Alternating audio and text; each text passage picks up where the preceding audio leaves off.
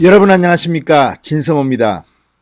추미애 법무부 장관의 검찰 간부 인사가 끝났습니다. 그리고 이번에 승진했거나 전보된 검찰 간부들은 각각 취임식을 갖고 자신이 맡은 조직에 대해서 당부하는 말을 하고 있습니다.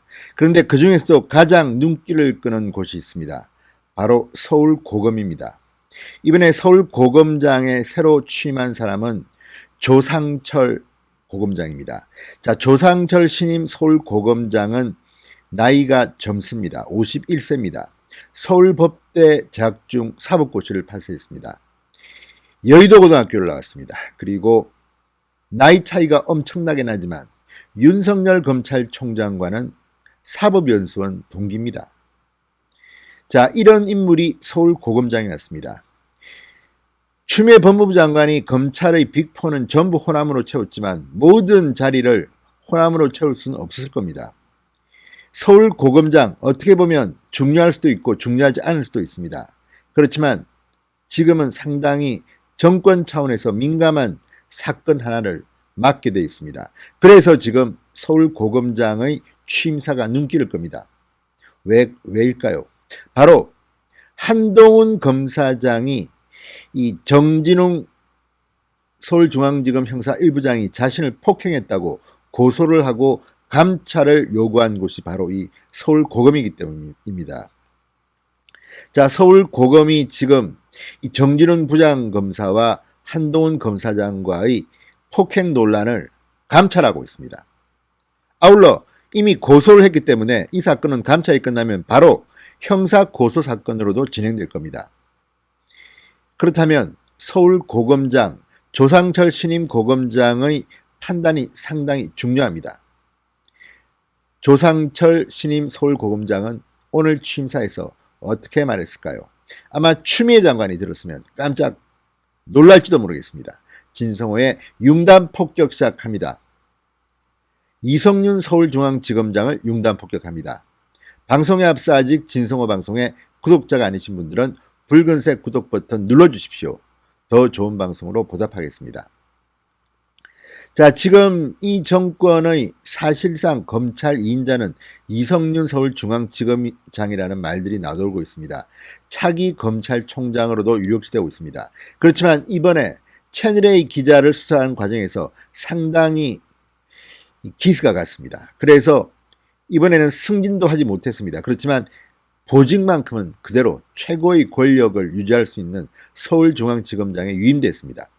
자, 서울중앙지검장은 직급은 서울고검장보다 낮지만 직접적으로 중요한 수사를 도맡아 하기 때문에 과거 중수부장급으로 대우받고 있습니다.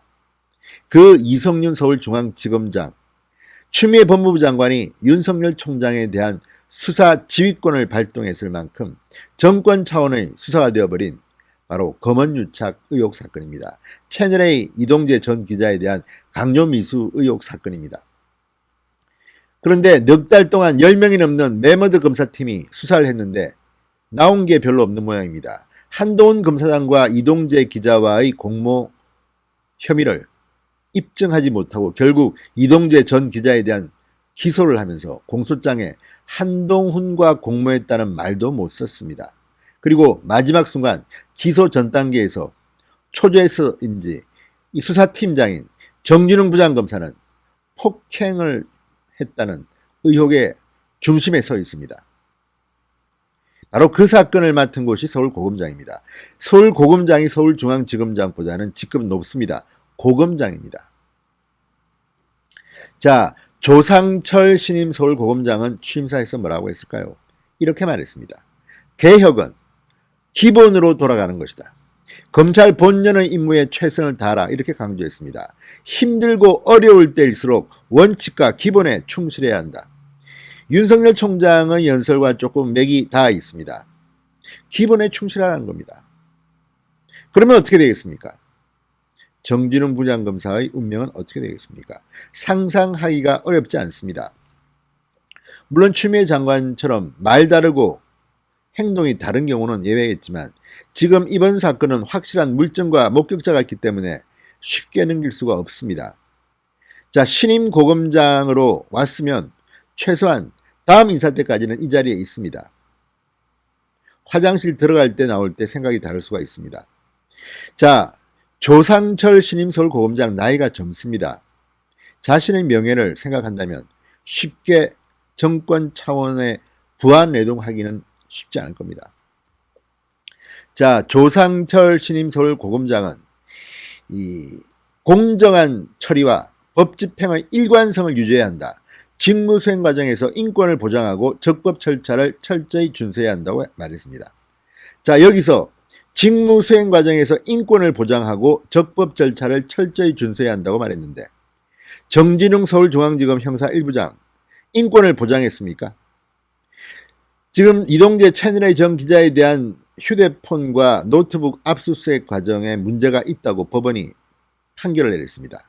또한 인권을 존중하고 적법 절차를 준수해야 되는 사람이 몸을 날려서 한동훈 검사장에게 물리적 위해를 가했다는 게 말이 됩니까? 자, 이런 점에서 비추어 신임 서울고검장의 취임사는 추미애 장관에게는 상당히 부담이 될 말로 보입니다.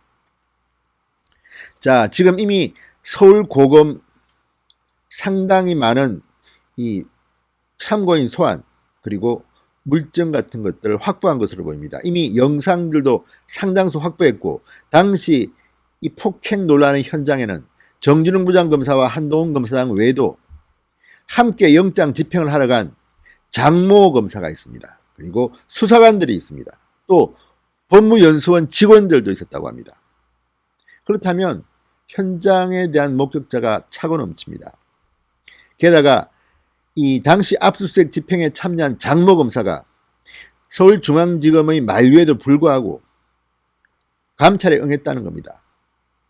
자, 중앙일보에 따르면 서울중앙지검은 이동재 전 기자를 기소하기 전까지는 감찰에 응하지 말라고 했는데 내부 지침을 내렸는데 이를 무시하고 장모 검사 서울고검에 갔다는 겁니다.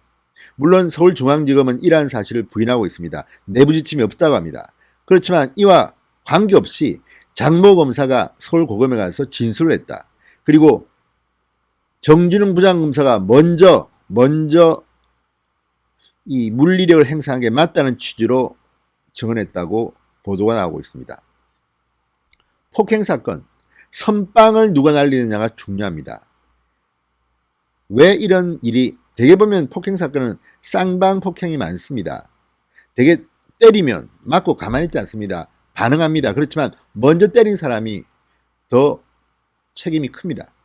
그런데 이번에는 한동훈 검사장은 일방적으로 폭행 당했다는 거 아닙니까? 그 한동훈 검사장 같이 법에 익숙한 사람은 결코 불법 행동을 할 가능성이 적습니다.